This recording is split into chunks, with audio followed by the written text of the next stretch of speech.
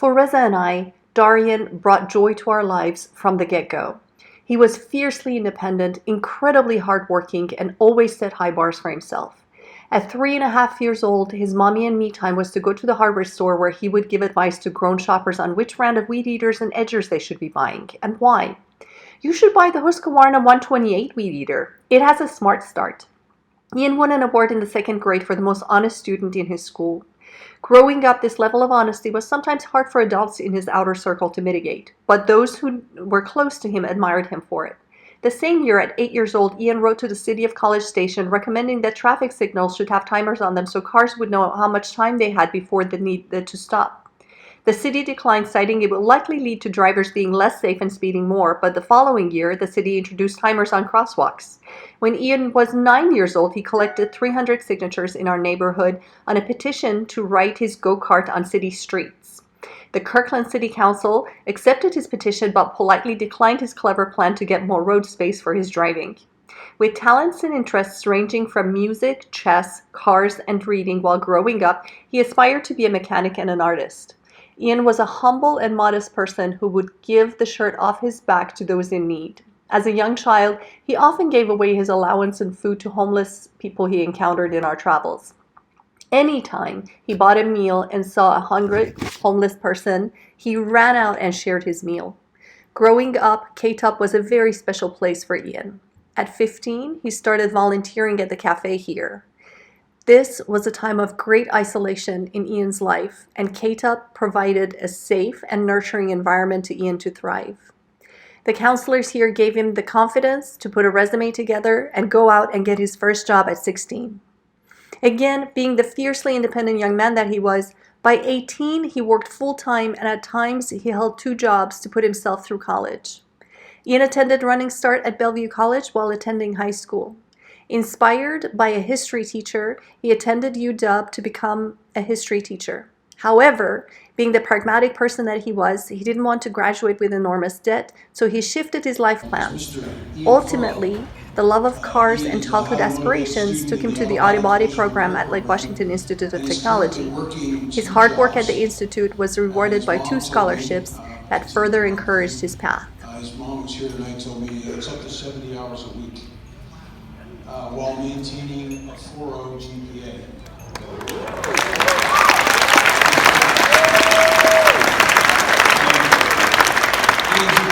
Specializing in painting as he acquires a proficiency in the auto body field with an ultimate goal of becoming a painter in a manufacturing certified body shop. So any of you who are looking to take on a young guy in our business and raise a professional, Ian, come on up.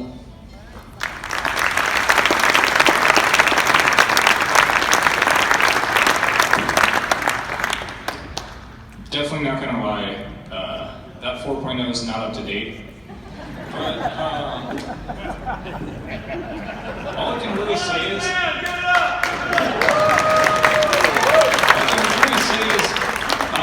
I never really thought I'd make it this far, because in taking Jim's class, well, it occurred to me it's a lot like chess in that most of what you do in auto body is something that's relatively easy to understand the concepts and whatnot. It's just, it takes a lifetime to master, but you take the time and you put in the effort, you sit down, try to learn the art of the trade. You can do it. Like, it's anything, just, I can do anything.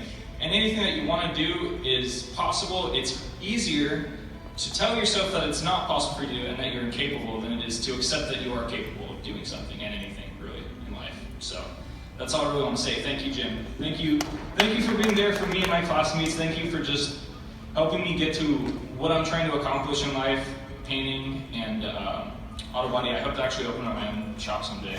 It'd be cool. But yeah, I'm gonna hand it off to Melissa, my classmate.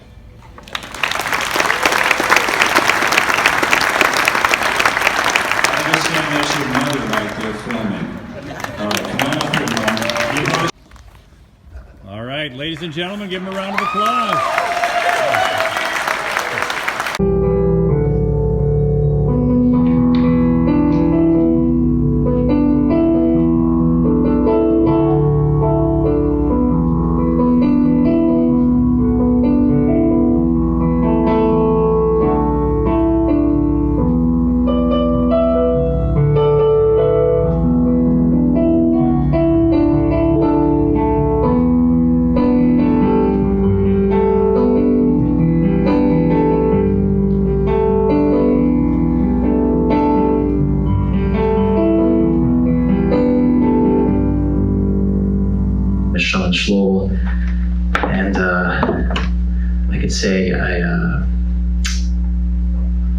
Ian briefly as a musical mentor as much as I could. Because you saw him playing a little bit up there in the beginning. That was a very small snippet of what he could do on the guitar. We noticed a huge interest in Ian in music, constantly talking about it, constantly listening to it, constantly just being all about the music that he was listening to. So talked to Arzu about maybe trying to help a little bit with my guitar skills. I'm mainly a piano player. So when I sat down with Ian, it became quickly apparent that I was not needed at all. Teacher, I can teach basic things, but he picked up things incredibly fast. And I talked to Arzu and I said, I don't know what I could do for Ian anymore on the guitar because he's just learning it so fast. So kind of changed my role to become more of a mentor and a coach and try to work on some of the songs that he was doing. And he loved bands like Nirvana or Alice in Chains, Soundgarden. He had really great musical taste. And I loved meeting with him because he was one of the funniest people I ever met. His sense of humor was very much like mine, and not everyone gets it all the time, which is great. He always made me laugh, and he always wanted to make you laugh. That's what I felt like when I was with him, is that he just wanted to have a good time and hang out and enjoy being each other's company. I'm Lori Cherkino, and Ian was in my class for 3 years at Winnetka High School. And I had him in class freshman through junior year. And in those years, he taught me so much in my personal life as well as my professional practice. Ian was a justice seeker, and he was a good friend to all. He was super sensitive and had a heart of gold. And if another student was getting reprimanded by me, Ian would often jump in and say, "But Mrs. Cherkino, you didn't give me the same consequence, and I don't think that's fair." And I was like, "Ian, can we talk about this in a minute?" And and then I had to explain to him on the side, "Ian, you've done all your work. You worked really hard, and so sometimes you don't get the same consequences because you're doing your work." And then I think he got it, but he was always a justice seeker in the classroom. And he was always willing to drive a friend in his Jeep. And I had him sixth period, and I would watch them leave my portable. And as a mother of 3 children, and at the time 3 teenagers, I just would go, "Oh, please keep them safe," because they were barreling out. And he was so excited always to drive someone into that Jeep. And he was a truth teller. And my favorite story about him is in our first meeting. There were quite a few people present in the meeting. Parents, Ian, 2 district representatives, myself, some support people, and then 5 gen ed teachers. And we were probably 20 minutes into the meeting. I have a very long last name, 11 letters, lots of consonants, and somebody in the district office kept referring to me and saying my name incorrectly. And he goes, "Stop. We just have to stop here." And I kind of was like, "Whoa." And he said to my supervisor, he goes, "How long have you known him?" And I was like, "I don't know, 5 or 6 years. And you don't know how to say her last name correctly?" I'm like, "I love this kid." Everything I would tell him, he would bring up a year later. "You remember last year in June, and I was like, "Oh my gosh, no, I don't remember that." And in fact, I had left the district after his junior year, and I came back for his graduation. And when I saw him, he said, "Oh, Mrs. Cherkino, I have been trying to get Mr. Monses to call you and tell you that you never gave me that referral from freshman year. I never served that." And I was like, "Ian, I don't even remember that." He goes, "I know." And I said, "Well, consider it your graduation gift." And then he paused and he looked at me and he said, "Hey, you're no longer a district employee. I'm no longer a student. We can actually hug, can't we?" And I said, "We can hug." And so we hugged and we were both filled with pride and hope. Ian had this thing where he always had to be the smartest person in the room. He wouldn't want to point that out, but he just kind of was. And see, the problem there is, I have to be the smartest person in the room. And I just say, "You want to just be friends?" And I was like, "Sure." And yeah, then he drove me around that Jeep a couple times. I got the just life scared out of me on multiple occasions. So I just started driving myself. Got my own license just so I didn't have to drive with him. And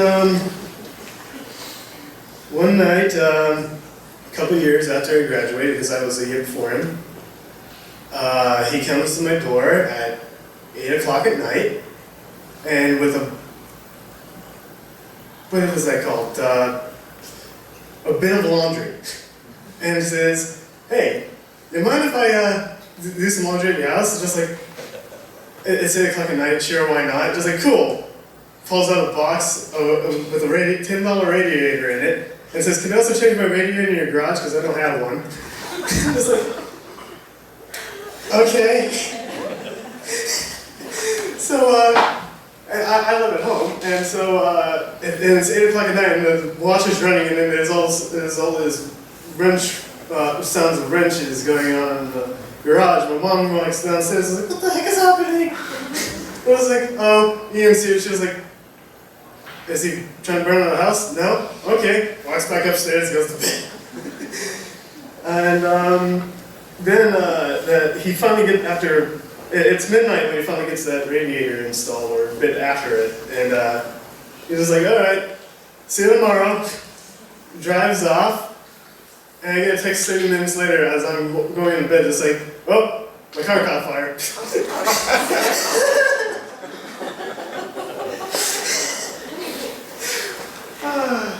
And he forgot his laundry too. I had to inform him of that. He's like, "Cool." One of my aunts moved some stuff out of her mother's house, well, her grandmother's house, and she just passed, and they needed some help moving some stuff, and so I'm just like, "Hey, Ian, can you help?" No hesitation, just said yes. Didn't even tell him what. I just drove him there, and then we started moving things, and I think that just basically describes him all in 3 stories. Fabulous. I met Ian when he was a tween, so like 5th and 6th grade. And the thing that struck me about him was how much light came from him, and how much, like other people have talked about, his desire to connect with people through humor and to make people's lives brighter. And the thing that's hard is that there's so many people like that in the world, and that the world isn't ready for them. And it's really hard that there's not a place where people who are different and who have more talents stuffed inside their bodies than most other people walking around aren't seen for who they are and aren't appreciated. And the world doesn't reflect back to them how amazing they are and how much we appreciate that they're here and they share the talents with us. And I wish that I had done a better job with him, communicating that to him. And it makes me work really even harder with my own kids. I have 2 kids with autism and 4 kids with neurodiversity, and with the kids that I work with. And I really appreciated being able to get to know him and the light. And I hope that that is still, however it works in the universe, still here with all of us and inspires all of us to think about who he was and what all the other people in the world are, and how we can, in our own way, create a place for them and create a mirror where we educate the people who don't know about that, especially more neurotypical people who have a really clear idea about conformity and that everybody needs to be the same in order to be appreciated.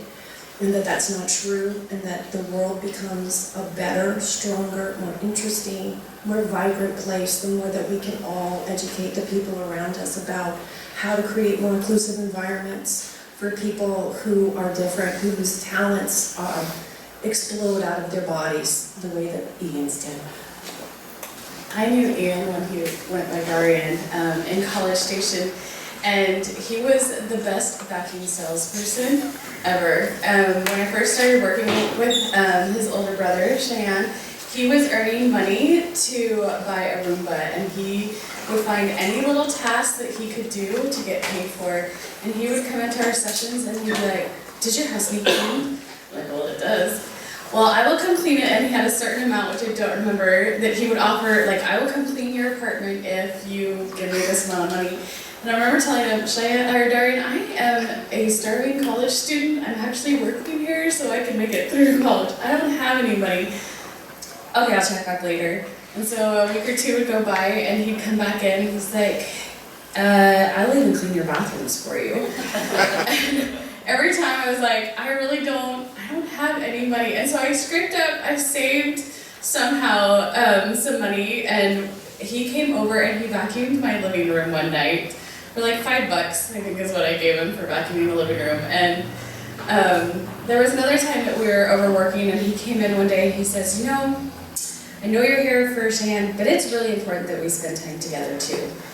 And I was like, "You're right." So we switched up the schedule a little bit. So at the end of the session, I would always spend like a half an hour or so just interacting with Ian and having some fun with him. Lots of fun memories from College Station. The two Foroughs are the first family that I ever worked with into getting into the field of autism, and I am so grateful for the time that I had with their family to shape my career. And Ian still plays a huge part in my teaching that I often tell the vacuum story because he knew everything about the vacuums. He would ask me what size my apartment was, which I had no clue. I didn't pay attention. It had 4 walls, a roof, that's all I needed. Just so he could tell me what size of a vacuum that I should have for what apartment. And once I figured out what my apartment was, and he's like, "Well, where did you grow up? What's the square footage of that house?" I'm like, "I have no idea." None. But I will always remember him as my little vacuum salesperson. And there have been a couple times that I wish I could have called him up and said, "I'm in need of one. What do I get now?" Throughout those 2 years, Ian really made an awesome impact on my life. I mean, I just, they're seeing photos and all the merit awards here at Kirkland for, through the city of Kirkland. I really think that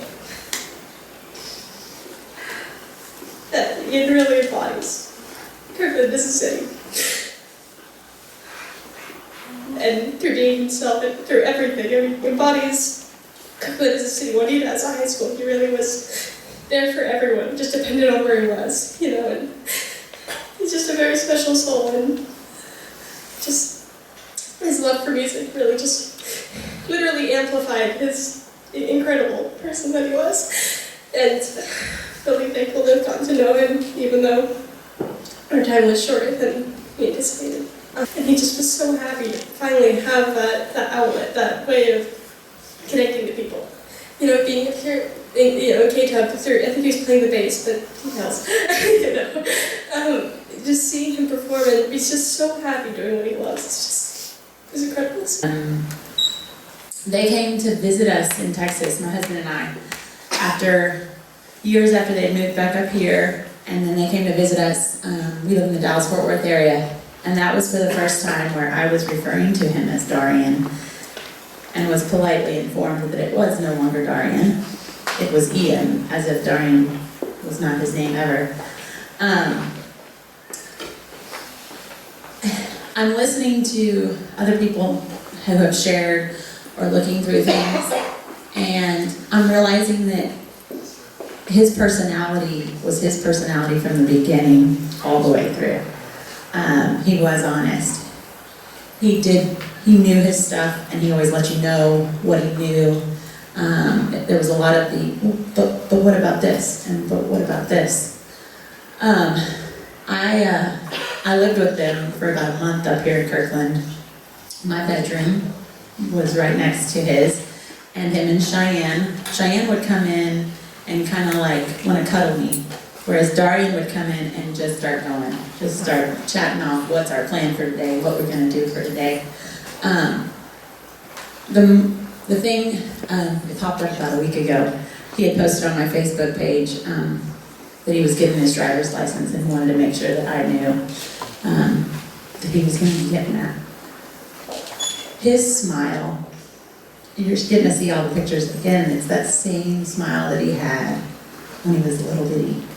And that's what always stands out to me, those eyes that kind of pierce at you and just that smile that comes up on the side. I think how old Ian would have been then. I'm pretty sure it was like age maybe 13, 14, 15, and 16. Those days here in Kirkland. I'd be here on weekday nights and weekends. And so very much part of the family.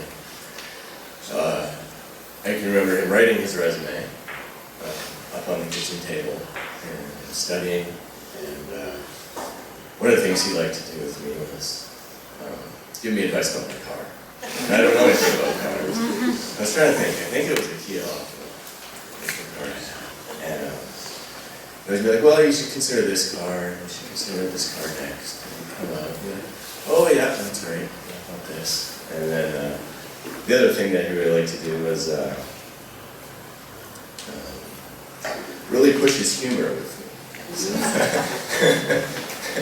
I'd be like, well, that's probably, if you were like 22 and 21 and out on that comedy circuit, I'm sure that would be really funny. But right now, it's maybe not the best idea. But it's humor, and then, so I was there when he got his driver's license, and he would drive me around sometimes. And so there's some hair-raising moments with Cheyenne and myself in the car and him driving. And then I also remember a few times when there was Arzu and him. We're driving in the front and trying to decide which way to turn and when. And that was always humorous for me in the back. They'd go at it pretty good. For us to turn this way, turn that way, slow down, stop, yield. But that was good. And then one of the favorite jokes, and I'll leave it up to you guys to interpret, but was, Arzu asked me, but anyway, so I was thinking about, starting my own practice and down in Auburn, without a G. He's like, oh, you should call it Ready to Achieve, Perform, and Excel. I was like, oh, that'd be pretty good. And he's like, it's like, what would that acronym look like on a business card?